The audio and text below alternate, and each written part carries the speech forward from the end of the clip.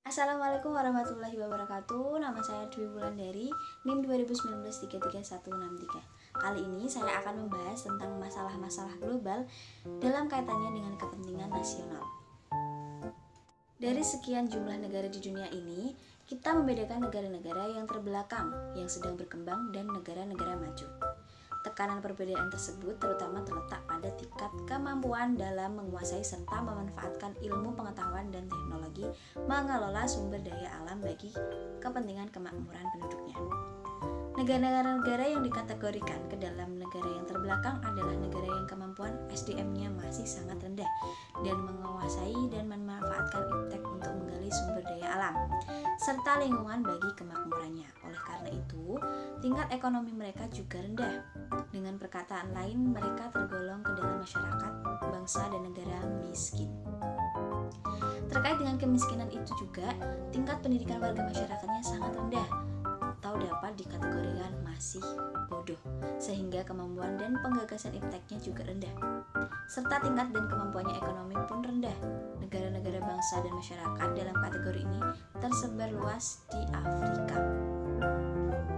Negara yang dikategorikan negara maju yaitu mereka yang telah menguasai dan memanfaatkan iptek canggih dalam kehidupannya. Negara-negara ini dapat dikatakan identik dengan industri. Pada negara-negara bangsa serta masyarakat ini kehidupan institusinya telah memasuki segala sektor. Tingkat kependidikan masyarakat, ekonomi, dan pendapatnya sudah rata-rata tinggi. Iptek telah diterapkan dan dimanfaatkan dalam mengolah sumber daya alam dan lingkungan bagi kemakmuran masyarakat. Pembedaan kategori antara kelompok negara yang terbelakang dengan negara yang sedang berkembang dan negara maju terutama terletak pada kualitas SDM-nya.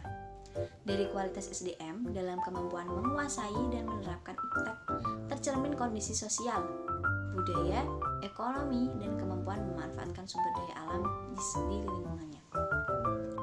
Saling ketergantungan yang harmonis dan seimbang antar bangsa merupakan harapan yang ideal.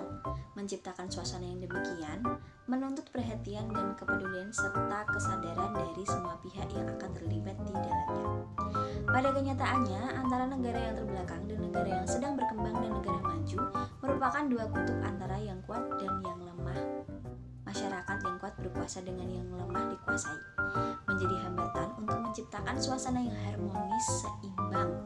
Bahkan yang terjadi justru suasana konflik. Perbedaan kepentingan dan upaya mempertahankan dari pihak yang kuat dan memiliki kekuasaan. Suasana konflik ini berkelanjutan, tidak jarang menimbulkan peranggapan yang mengganggu perdamaian. Jika kita amati dan kita hayati dari tingkat lokal, regional, sampai ke tingkat global, sampai saat ini suasana konflik yang mengarah kepada peran yang mengancam perdamaian dunia tidak kunjung hilang di permukaan bumi ini. Konflik yang mengarah pada perang yang mengancam perdamaian masih terjadi di sebagian kawasan Afrika, di Timur Tengah, Sri Lanka, Korea Utara, dan seterusnya. Pada kesimpulannya yaitu perbedaan antara negara terbelakang dan negara sedang berkembang dan negara maju bukan didasarkan atas tinggi rendahnya martabat kemanusiaan, melainkan didasarkan atas tinggi rendahnya kemampuan SDM-nya dalam menguasai dan menerapkan iptek bagi kesejahteraan manusia yang bersangkutan. Ditinjau dari pertumbuhan dan perkembangan penduduk dengan segala kebutuhannya serta aspirasinya, pengembangan dan perubahan peraturan hukum serta perundungan undangan merupakan upaya yang wajar dalam mengakomodasikan pertumbuhan dan perkembangan tersebut. Itu tadi adalah penjelasan dari masalah-masalah global. Itu tadi adalah penjelasan dari masalah-masalah global dalam kaitannya dengan kepentingan nasional. Terima kasih. Wassalamualaikum warahmatullahi wabarakatuh.